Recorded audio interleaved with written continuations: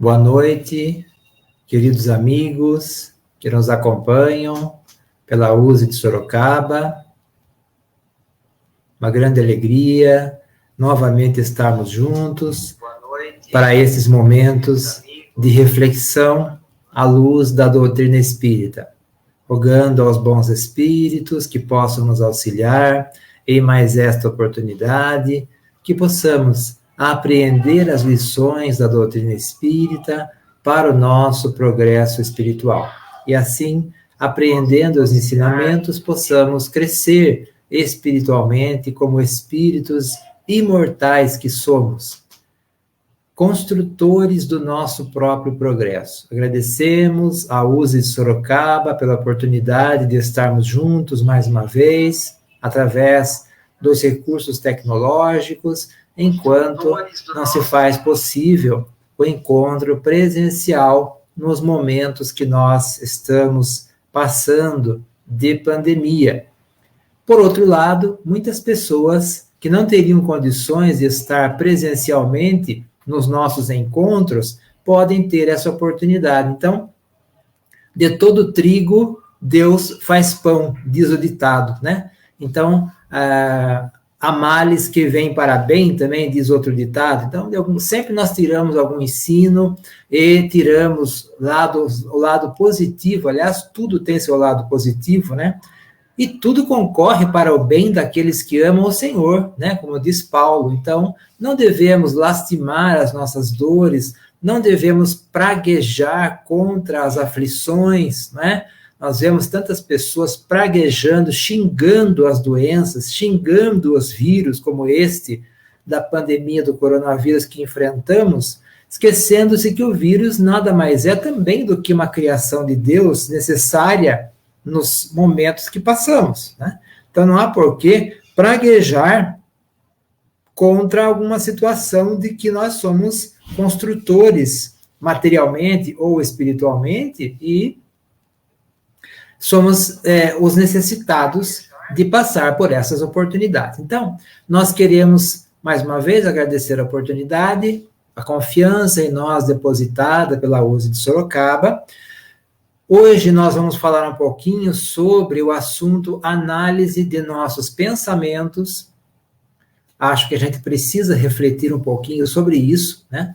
Já que estamos passando por esses momentos do isolamento social, necessário ao momento em que enfrentamos, né, da pandemia, e com isso nós, como eu falei, lamentamos, praguejamos, reclamamos, xingamos, e o que isso gera nos nossos pensamentos, nos nossos perispíritos, no nosso corpo físico. Então, é um pouco sobre isso que a gente vai falar, a construção do nosso pensamento, né, os fluidos espirituais que nós geramos com o nosso pensamento. Eu vou compartilhar aqui com vocês, então, este material, né, que nós montamos sobre o pensamento na visão espírita, tão rico que é, né, tão rica que é a doutrina espírita, que ela abre um leque de possibilidades infinito para nós, nos mais variados assuntos, né? Então, pensamento é um desses, que é infinito, né? Você analisar a questão do pensamento, estudar o pensamento na visão espírita. Há um livro muito interessante, muito importante de Emmanuel, chamado Pensamento e Vida. Pensamento e Vida. É um livro da psicografia, lógico, de Chico Xavier, de Emmanuel, muito importante sobre pensamento. Ele é pequeno do ponto de vista do tamanho físico, né, da edição que ele foi feita, e mesmo as edições maiores. Então, as pessoas parecem que não dão tanta atenção assim para esse livro. E outros da Lavra Mediúnica de Chico Xavier, voltados ao estudo. Mas vale a pena analisar esse livro, Pensamento e Vida. Nós estudamos esse livro no nosso programa Espelho da Vida, inteirinho, capítulo por capítulo, na Rede Boa Nova de Rádio. Lá no site da Rede Boa Nova de Rádio, radioboanova.com.br, você pode acessar todos os programas Espelho da Vida e todos os outros, né, toda a programação da Rádio Boa Nova, lá no site ou no aplicativos para celular e tablet. E lá nós estudamos capítulo por capítulo com vários companheiros do meio espírita. E, logicamente, vale a pena sempre estudar, refletir sobre o pensamento e sobre estudar o livro Pensamento e Vida, né? Também o livro de Leon Denis, O Problema do Ser, do Destino e da Dor, que nós usamos para esse material, o livro A Gênese, de Kardec, também que usamos, Seara dos Médiuns, também que usamos. Bom, sempre começamos, né, a nossa reflexão espírita lembrando quem somos. Se eu estivesse presencialmente com vocês, eu perguntaria quem somos. E talvez alguém queira até colocar no chat, eu estou aqui acompanhando a exposição pelo Facebook, né? E se alguém quiser fazer um comentário aí no chat do Facebook, nos comentários, pode comentar. O que é que nós somos? Aqui nós temos o espírito, o perispírito e o corpo físico. Kardec diz que nós somos formados, né, ou nós formamos esses três elementos. Mas muitas vezes as pessoas confundem uma coisa com a outra. Confundem o que é com o que tem, né? Nós somos o quê? Nós somos o espírito. E temos o perispírito e o corpo físico. Então, tem gente que fala, meu espírito faz isso, meu espírito faz aquilo, meu espírito vai para lá, meu espírito vai para cá. Quer dizer, se a pessoa tem um espírito, o que é que ela é? Se ela tem um espírito, o que sobra, né? Sobra o perispírito e o corpo. Será que ela é o perispírito? Ou será que ela é o corpo físico? Não, ela é o espírito. E tem um perispírito e um corpo físico. Então, já é um primeiro conceito importante que nós temos que ter na mente, nós somos espíritos, tanto encarnados quanto desencarnados. Então, o desencarnado só não tem o corpo físico. O encarnado vai ter o corpo físico e o corpo espiritual, que é o perispírito, certo? Então, nós não temos um espírito, porque se nós tivéssemos um espírito, nós seríamos uma outra coisa. O que nós seríamos, né? Não, nós somos o espírito, aqui representado por uma chama, porque é a definição lá, a comparação que os espíritos fazem na codificação, no livro dos espíritos, né? Porque para nós, e para eles também, o espírito não tem uma forma definida, ele só vai ter a forma definida pelo perispírito. Na verdade, o perispírito reflete a mente do espírito, né? Reflete a mente, o pensamento e o sentimento. Então, só tem essa forma porque a mente do espírito sustenta essa forma. Se a mente do espírito estiver em desequilíbrio, essa forma se desfaz, né? A gente tem casos aí extremos de deformidade extrema do perispírito, narrados por André Luiz, de várias dificuldades aí de espíritos que acabam por perder temporariamente essa forma humana, dada a sua desequilíbrio mental. Em outras elevadas condições morais, pode ser que a forma seja mais embelezada, né? Como dizem os espíritos também. Mas na nossa condição, é o que temos para hoje, né, na nossa encarnação, essa forma humana sustentada pela mente e o corpo físico que é formado a partir dessa forma. Então, o perispírito é uma forma que dá forma ao corpo físico. É como você bater uma massa de bolo, né? Você bate uma massa de bolo lá com o fermento, a farinha, o leite, o açúcar, e você tem que pôr numa forma. Porque se você não colocar numa forma, já imagine se você colocasse uma massa de bolo direto no forno, né? Sem forma. Espalharia tudo, faria uma bagunça, uma sujeira, um transtorno no seu forno. Então, você tem que ter uma forma, e essa forma dá forma à massa. A mesma coisa é o corpo físico. O corpo físico precisa de uma forma, essa forma é o perispírito. Por isso que, às vezes, com algumas dificuldades do perispírito, o corpo físico vai ter essas dificuldades, porque ele é um reflexo do nosso perispírito. Agora, eu pergunto a vocês, Sandra, boa noite, Carmen e Matiela, boa noite, que estão aqui comentando, né, nossa exposição.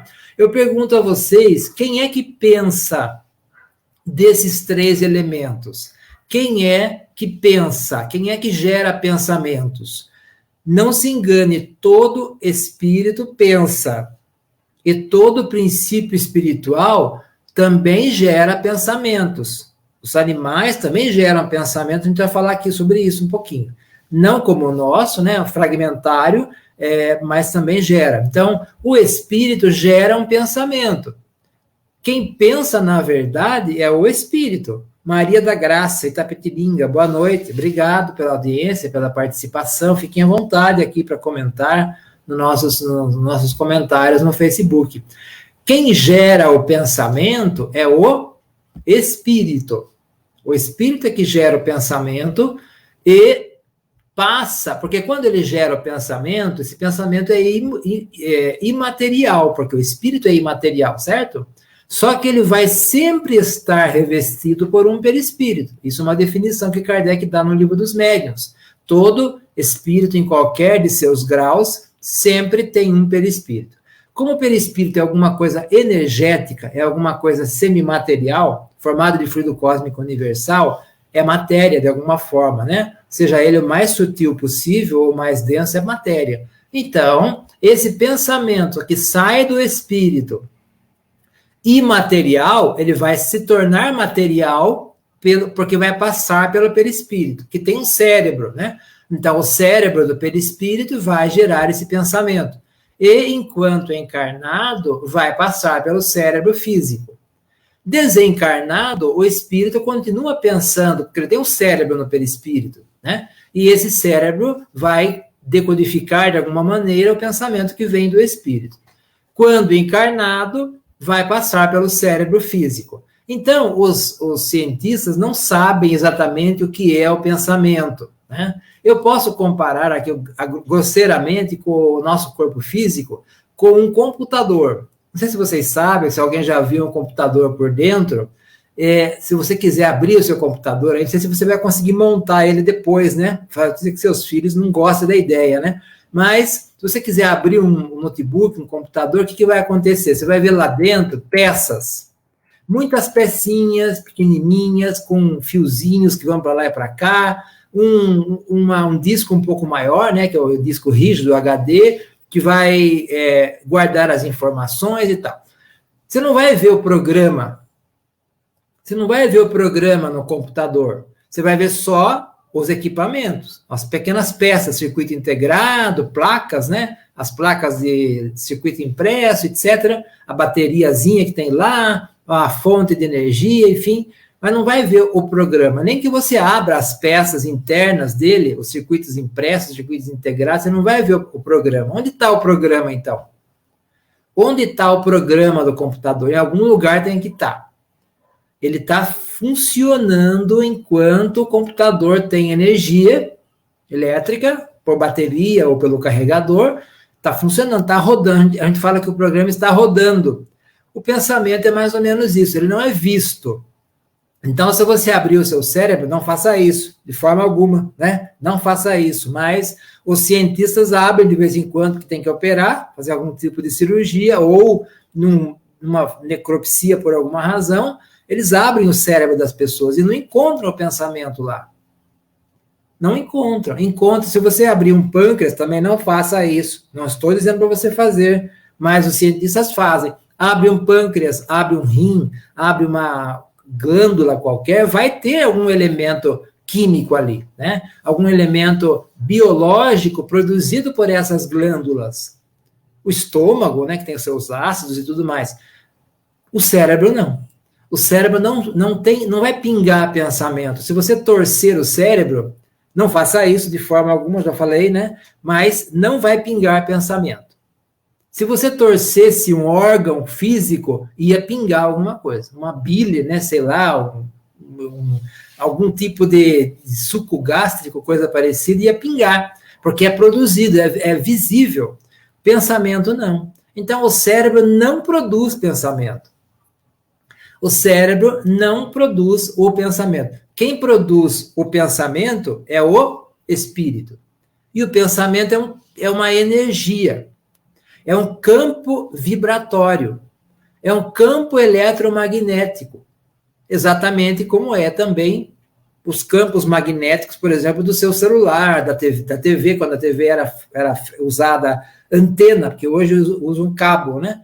O cabo lá que vem das transmissoras de TV e liga na sua TV, mas até pouco tempo eram antenas, e as antenas, você tinha que conectar uma antena na sua TV.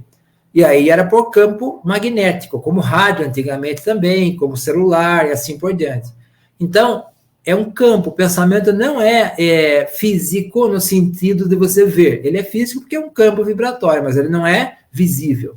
Então, não é o cérebro físico que produz o pensamento. Ele só decodifica. Quem produz o pensamento é o espírito. O pensamento é o elemento de expressão do espírito. E onde se localiza? Ele começa gerado pelo espírito, passa pelo perispírito e depois pelo corpo físico. O perispírito decodifica esse pensamento e transmite ao cérebro físico. O cérebro físico decodifica esse pensamento que vem do perispírito e transforma em estímulos bioquímicos. O cérebro só entende a linguagem química. Tanto é que os neurotransmissores, os neurônios fazem suas conexões por neurotransmissores, que são as sinapses, que são químicas. Endorfina, serotonina, noradrenalina, que são químicas. O cérebro é uma usina química, que consome energia e transforma essa energia em pensamento, que é um campo. Então, ele só é uma usina que decodifica, ele gasta energia, 20% da energia do corpo é gasta pelo cérebro, ele gasta essa energia e glicose, né, coisa parecida, e transforma esse estímulo que vem do cérebro, do perispírito, em um campo vibratório através da pineal. A pineal é a glândula do pensamento, porque ela é a glândula da mediunidade também, né? Segundo os estudos de alguns cientistas, como o Dr. Sérgio Felipe de Oliveira, conforme informações de André Luiz.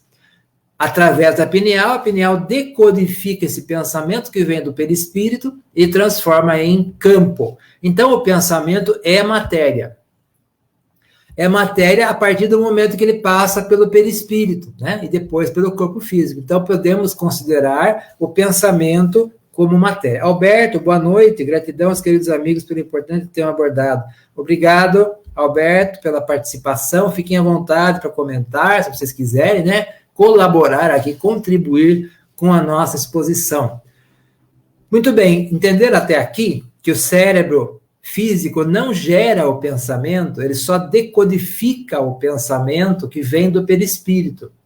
Agora, outra coisa, então até aqui entendemos que o pensamento é matéria, porque ele é um campo vibratório, um campo eletromagnético produzido pelo perispírito e pelo corpo físico. Agora pergunto a vocês, esse pensamento é bom ou ruim? O que faz com que esse pensamento seja bom ou ruim? O que faz é a qualidade que nós damos a ele. Qualquer energia, porque o pensamento é energia, qualquer energia é neutra. Vai depender da qualidade que nós damos. Então, uma energia elétrica, por exemplo, que é uma energia que está em qualquer lugar, nos raios, você transforma energia potencial lá dos lagos de águas, transforma em energia cinética pelo movimento das pás de uma turbina, e essa turbina, pelo movimento, gera um campo no enrolamento de uma bobina, de cabos elétricos, gera um campo que gera uma corrente elétrica. E aí essa corrente elétrica vai. Que uso eu vou fazer dela? Depende da minha escolha. Eu posso iluminar uma cidade, iluminar um hospital, por exemplo, que vai salvar vidas, ou posso ligar uma cadeira elétrica que vai matar uma pessoa. Depende do uso que eu for dar à energia. Energia nuclear é a mesma coisa, é usada em exames laboratoriais, raio-x, seja lá o que for, né? Ressonâncias e tal, tratamentos, radioterapia, mas também em bomba atômica. Então, depende do uso que eu vou dar. A energia é neutra, ela não tem qualidades. Ela vai ter qualidade com o uso que eu der a ela. Pensamento também. Pensamento é neutro, porque é uma energia. O que vai dar qualidade ao pensamento é o... Alguém pode escrever aí? Fernando, boa noite. Fátima, boa noite. Maria da Graça, já falei. Carmen. Quem pode falar? Quem que vai dar qualidade ao pensamento? É o sentimento. É o sentimento que dá qualidades ao pensamento. Então, eu posso escolher que tipo de pensamentos e sentimentos eu estou gerando. O tempo inteiro. Se eu não escolher, isso já é uma escolha. O fato de eu não escolher pensar o bem, por exemplo, já é uma escolha, é por omissão, mas é uma escolha. Então, o tempo inteiro eu posso e devo pensar, prestar atenção no que eu estou pensando e sentindo. Por isso, Jesus diz: vigiai e orai para não cairdes em tentações. Veja a sabedoria desse ensino de Jesus, como todos, né, dele. Vigiai e orai para não cairdes em tentações. Por quê? Porque eu preciso controlar, prestar atenção nos meus pensamentos e sentimentos, porque eles têm qualidades que eu vou gerar, ou não. Se eu não escolher e deixar, como diz aquela música, deixa a vida me levar, vida leva eu, se eu não escolher, já é uma escolha. O fato de deixar a vida me levar é uma escolha. E aí eu posso me deixar levar por qualquer circunstância. Então, vigiai e orai para não cairdes em tentações. Ou seja, preste atenção nos seus pensamentos e sentimentos. Controle. Faça uma triagem. Por que a gente fala isso? Porque esse pensamento, ele é uma energia. E ele está sendo gerado pelo cérebro físico, a energia, não o pensamento, como eu falei, e vai impregnar o corpo, certo? Vai impregnar como se fosse uma esponja. Quando você tem uma esponja lá que você lava a louça da sua casa, você vai esfregar, né, sabão, um detergente no prato lá da sua casa. Você está impregnando aquela esponja de um detergente. E daí vai ficar a gordura do prato, você tem que passar uma água, lavar, tirar aquela gordura e usar de novo a esponja. A esponja absorve tanto a gordura quanto o detergente. Então, o nosso corpo absorve essas energias. Ele também é uma esponja. Então, veja, você, e o perispírito também, né? Você está gerando um campo vibratório, um campo energético que vai impregnar o seu corpo. E isso é perigoso, ou isso é benéfico, porque se o pensamento for negativo, pessimista, né? Você está gerando e impregnando o seu corpo físico. E também se for positivo, se for amoroso, se for fraterno, né? Então, veja a responsabilidade de prestar atenção, porque a gente chama isso de somatizar. Soma, em grego, é corpo. Então, quando se fala em soma, né? O soma é o corpo. Então, somatizar é passar para o corpo.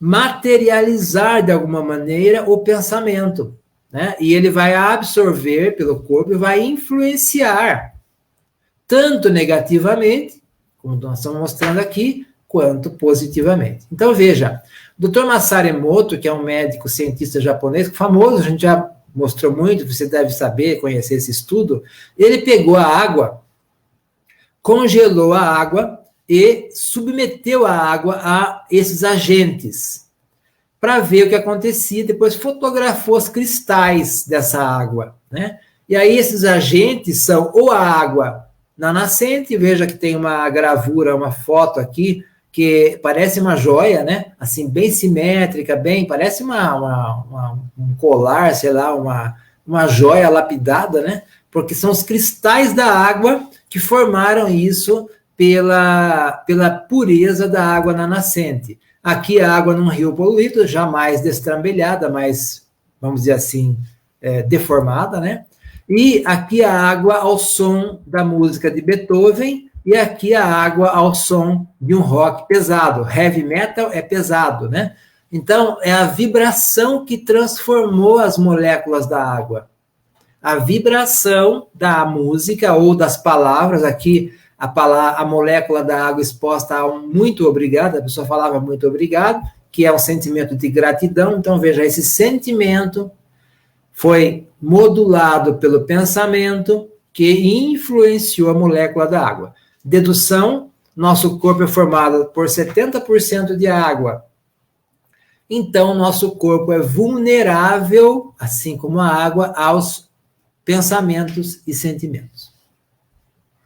Isso tem uma aplicação prática no passe. O passe, ou a fluidoterapia, é uma modulação do pensamento pelo bem, né? O pensamento, o interesse da pessoa no bem, na caridade do trabalhador, do fluidoterapeuta ou passista, junto com a equipe espiritual, né? No ambiente em que é produzido o passe lá na casa espírita. Então, isso é uma aplicação prática desse conhecimento. É esse fluido, esses fluidos salutares são transferidos e vão ser absorvidos pelo corpo físico e pelo perispírito.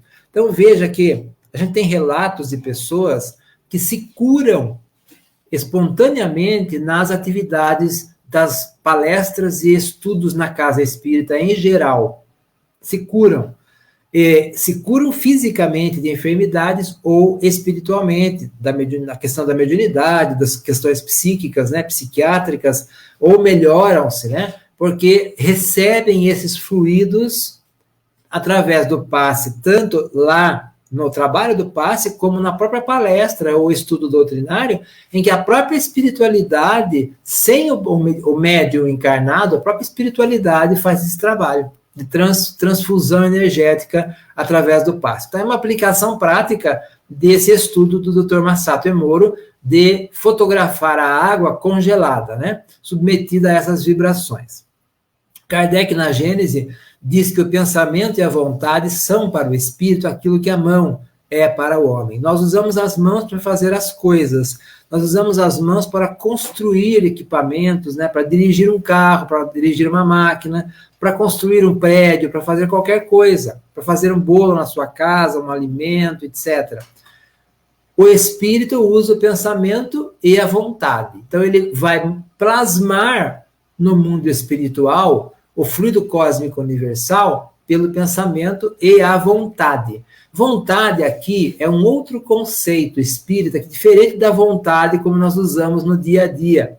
Nós falamos, eu estou com vontade de comer feijoada, eu estou com vontade de fazer uma viagem, eu estou com vontade de assistir um filme. Na verdade, você está com desejo. A vontade, para nós, é uma potência do espírito, uma potência da alma, como diz Leon Denis. Assim como o pensamento, assim como o sentimento, assim como a inteligência, a criatividade, a memória, são potências da alma. Então, vontade, ela tem que estar acima do desejo. Eu estou com o desejo de comer alguma coisa. Aí eu tenho que aplicar a vontade sobre esse desejo. Devo comer essa coisa? Se eu sou diabético, eu posso e devo comer doces? Se eu sou hipertenso, eu posso e devo comer sal? Aí depende de cada caso escolher. Então, é a vontade que tem que acionar e controlar o desejo. Assim como também o pensamento. A vontade tem que acionar e controlar o pensamento e o sentimento, no espírito. No livro Mecanismos da Mediunidade, André Luiz diz que há vários tipos de pensamentos. Os espíritos angélicos, ou seja, espíritos elevados, na condição da angelitude, ou seja, muito elevados espiritualmente, são pensamentos de raios super, ultra curtos. A mente humana, como nós aqui, mediana, são oscilações curtas, médias e longas. Os animais são ondas fragmentárias. Veja que ele fala em ondas. Ou raios, que são campos vibratórios. Então, os animais têm uma onda, um pensamento fragmentário, porque eles têm princípio, eles são um princípio espiritual. Se eles são um princípio espiritual, é natural que eles tenham uma onda de pensamento, mas não ainda contínua como a nossa, e não ainda vinculada a uma razão, porque eles não estão usando a razão, eles estão agindo por instinto. São pensamentos ou raios descontínuos. E ele diz, André Luiz, que o pensamento ainda é matéria. Veja, a matéria mental. Ele chama de matéria mental.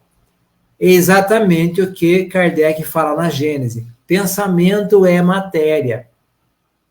Embora não visível nem pelos equipamentos que nós temos hoje. Porque um eletroencefalograma, ele mede a corrente elétrica do cérebro, não o pensamento. Não tem nada que meça pensamento, ainda, né? Mas no mundo espiritual tem o psicoscópio, que é um equipamento que percebe o pensamento dos desencarnados e dos encarnados. Por isso, pode agir sobre a matéria, né? Já que ele é matéria, e sobre o perispírito, que é a matéria quintessenciada tanto para o bem quanto para o mal. Veja que nós temos na nossa livre escolha a responsabilidade do que pensar e do que sentir. Mesmo não escolhendo, já estamos fazendo uma escolha. Então, veja, junto com o nosso pensamento, geralmente vai um julgamento. Eu vejo uma notícia na televisão, uma notícia que eu não gosto. Fulano fez alguma coisa e eu sou contra aquilo que essa pessoa fez. Aí eu julgo essa pessoa, um famoso aí qualquer, um artista, um jogador de futebol, um político, sei lá. Eu julgo essa pessoa conforme o meu padrão de justiça, que é bem limitado, por sinal, né? E aí o que acontece? Eu julgo e já emito um julgamento final, é uma condenação, por exemplo, né? Porque eu não gostei do que ele falou, não gostei do que ele fez, ou mesmo alguém perto de nós, um familiar, um amigo, né?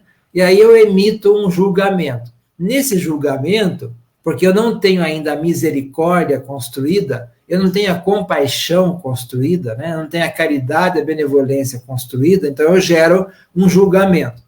Nesse julgamento vai uma carga de sentimento, geralmente de ódio, ou de rancor, ou de mágoa, ou de desejo de vingança, porque aquela pessoa fez uma coisa que eu não gosto ou que eu não concordo. E quando eu gero esse pensamento de ódio, vai um sentimento, né? De rancor, de indignação, de revolta. O que acontece? Eu encharco o meu perispírito e o meu corpo físico desses sentimentos. A pessoa vai receber, não sei, capaz que nem receba, ou pode ser até que receba. O problema é que eu estou gerando para mim mesmo. Por isso, também, sabiamente, Jesus nos ensina a perdoar e a agir com caridade. Porque quando eu estou agindo com caridade, eu não estou julgando. Eu não estou julgando, eu não estou criticando, eu não estou condenando, eu estou usando de misericórdia. Misericórdia do grego, ou do latim, é cordis miserus, ou seja, coração simples. Coração humilde, miseris cordis, cordis humildes, ou coração humilde, humildade. Misericórdia é humildade, então eu tenho humildade suficiente para não julgar aquela pessoa, não criticar e não condenar aquela pessoa, porque eu sei que ela é limitada, como todos nós somos. E aí eu não julgando, não criticando e não condenando, eu não gero o ódio, o rancor, a mágoa, a revolta, a indignação, a crítica, a condenação. E aí eu não me encharco com esses pensamentos e sentimentos. Veja a sabedoria dos ensinos de Jesus. Isso é físico, não é uma questão religiosa, isso é físico. Não é uma questão religiosa, é físico. Amar é físico, é alguma coisa material, porque quando eu amo, ou seja, quando eu respeito, quando eu uso de benevolência, de caridade, eu não me contamino por esses pensamentos, por esses sentimentos. Veja a sabedoria do ensino de Jesus. Tem ainda outra questão, a questão da sintonia do pensamento. Além de tudo que nós já falamos aqui, que é quando você gera o seu pensamento, o seu sentimento, você está gerando, né? Está emitindo um campo vibratório. Todo campo vibratório é uma onda. Toda onda gera uma frequência.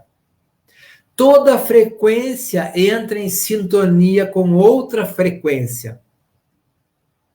Por isso que nós temos que usar frequências no rádio. Não sei se você tem rádio no seu carro, mas tem lá, cada rádio AM ou FM tem uma frequência, porque você tem que separar, né? Você não pode usar a mesma frequência para todas, senão ninguém ouvia nada.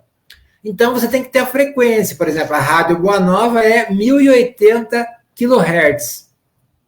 AM, 1080 kHz. É uma frequência. Quando você sintoniza o seu rádio nessa frequência, você pega essa rádio. Ou a TV, né, seja lá o que for. Celular, a mesma coisa. Controle remoto de TV, a mesma coisa. São ondas, né? Então, você gera uma sintonia. O nosso pensamento também. Nós não falamos que ele é uma onda? André Luiz não falou que ele é uma onda? E tem uma frequência, uma intensidade, então nós estamos entrando em sintonia. Então, sempre que pensamos, expressando o campo íntimo na ideação e na palavra, na atitude e no exemplo, criamos formas, pensamentos ou imagens, moldes, que arrojamos para fora de nós pela atmosfera psíquica que nos caracteriza a presença. Olha que coisa incrível. Sobre todos os que nos aceitem o modo de sentir e de ser, consciente ou inconscientemente, atuamos a maneira de hipnotizador sobre o hipnotizado, verificando-se o inverso toda vez que aderimos ao modo de ser e de sentir dos outros. Nós ficamos hipnotizados pelo modo de ser e de sentir dos outros se nós nos deixarmos levar. Por isso que na Segunda Guerra Mundial, os nazistas hipnotizaram a população com o discurso que eles queriam ouvir. E é o que nós vemos hoje entre nós e em outros países. Aquilo que eu queria ouvir. Então, eles cativam a sua ideia e aí fazem o que bem entendem. E deu no que deu a Segunda Guerra, né? Então, preste atenção no que as pessoas falam, porque vai uma carga de domínio também. E isto é um processo de obsessão. Isso é um processo de obsessão. Quando eu não consigo perceber o pensamento do outro sobre mim. Então, eu preciso prestar atenção. Vigiai e orai para não caíres em tentações. Esse é o livro que nós falamos, Pensamento e Vida de Emmanuel, que diz, no começo, ele fala, a mente é o espelho da vida em toda parte. Daí o nome do nosso programa na Rádio Boa Nova, Espelho da Vida. A mente é o espelho da vida. Então, a mente reflete o pensamento do espírito. Aliás, a mente gera esse pensamento, né? A ideia determina a atitude e a palavra que comandam as ações. Respiramos no mundo das imagens que projetamos e recebemos. Nós estamos o tempo inteiro em sintonia com encarnados e desencarnados. Não tem momentos que você fala a mesma coisa que a outra pessoa?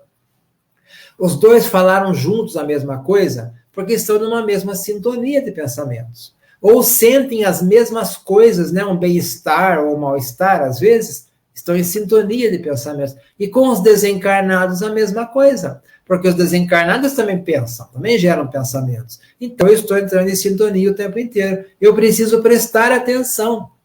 Que tipo de vibrações eu estou entrando, para não me deixar levar por influências espirituais.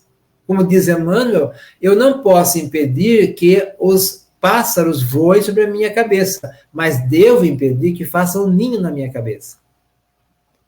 Os pensamentos negativos podem até passar, eu não posso permitir que eles façam ninho, que eles entrem na minha sintonia, porque daí eu faço uma ressonância.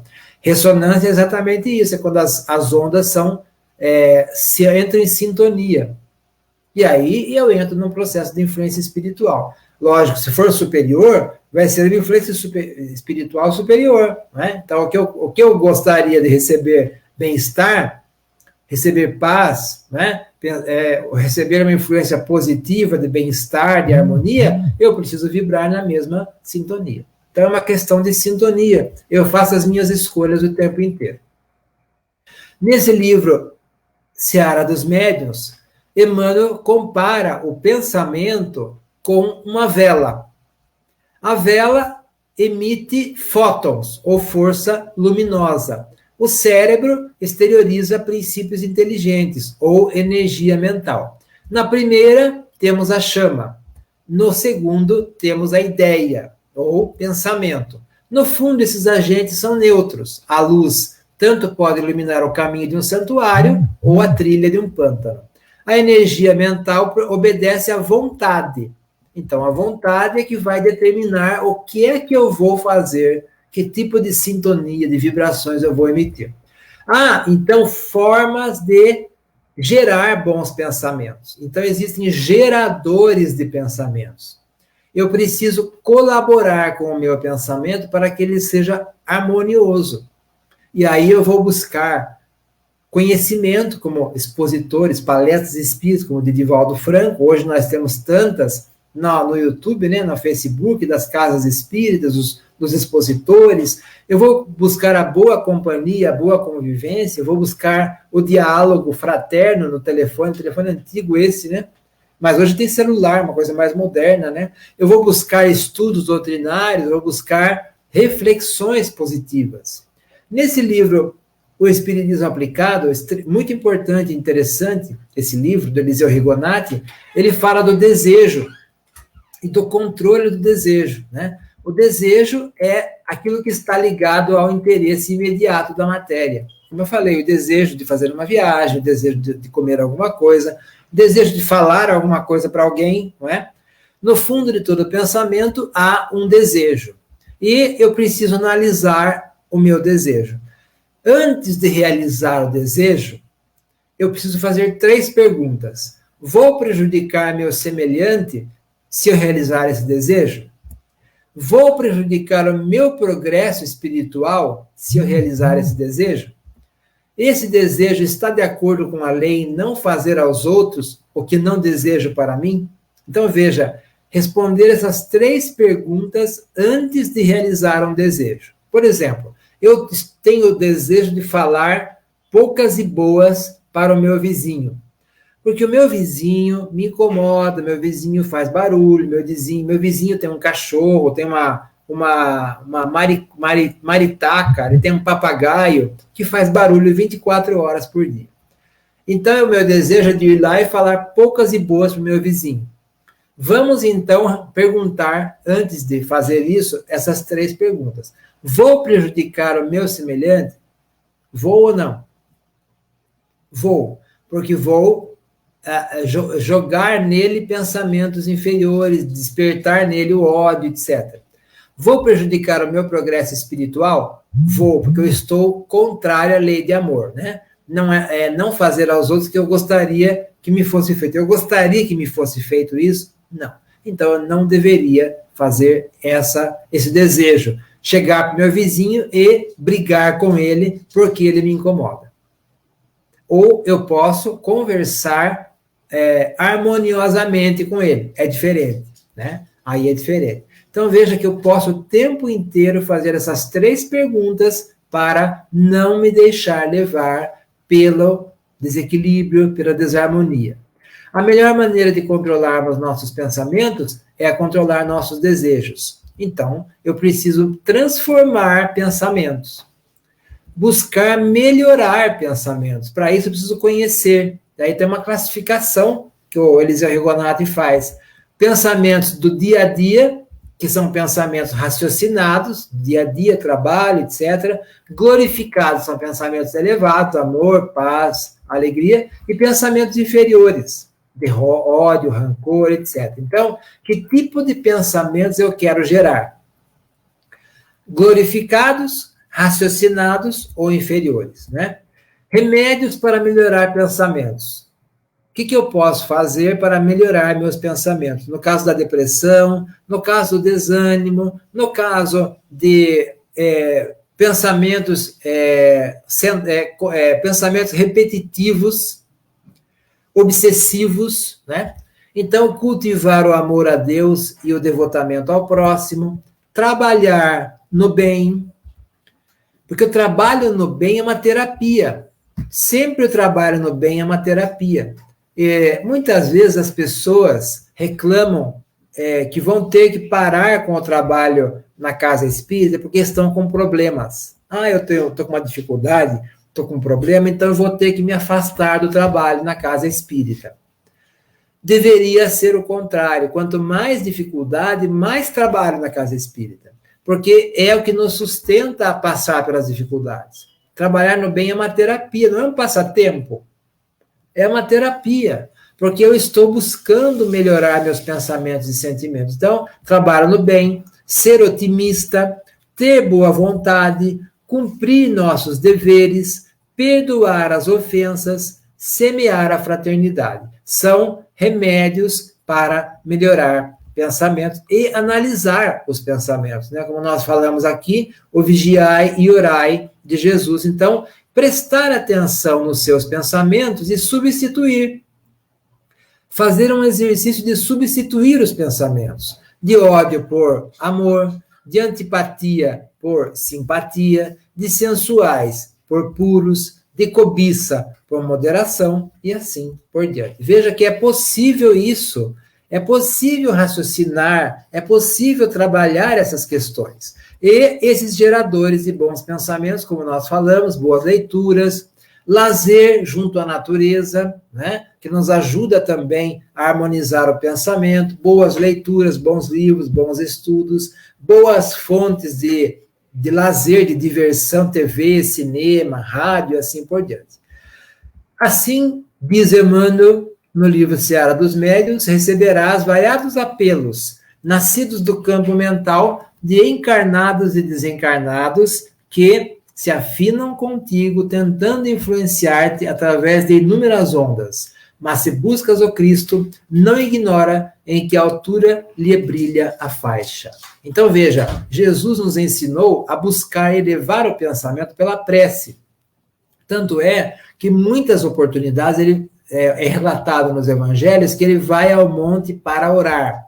Jesus se recolhe ao monte para orar, com Pedro, Tiago e João, com algum dos apóstolos, sozinho. Por que ele faz isso? Ele estava em comunhão com Deus, não é? Ele era um com Deus, como ele diz, porque ele conhecia a essência de Deus, conhece, porque é um espírito elevadíssimo. Mesmo assim, ele vai orar. Então, a oração, vigiai e orai, para não caíres em tentações, a oração é um caminho para elevar os pensamentos, para mudar o padrão de pensamentos. Assim, nós queremos agradecer a oportunidade e a atenção de todos, deixando aqui a nossa reflexão, a bibliografia que nós aqui sugerimos, e que possamos, então, buscar fazer escolhas saudáveis de pensamentos e sentimentos. Verbalizar o bem, pensar o bem, falar o bem, fazer o bem. Para reversão desse bem para nós mesmos, né? Para receber o bem para nós mesmos. Amigos que nos acompanharam na live de hoje da USE, agradecemos a sua atenção, agradecemos a sua vibração fraterna, né, a sua carinho e amizade, e também a oportunidade que a USE de Sorocaba nos concede em estarmos juntos mais uma vez. Fiquem todos na paz de Jesus. Obrigado pela sua atenção. Tenha uma boa noite e até nossos próximos encontros. Tchau, tchau.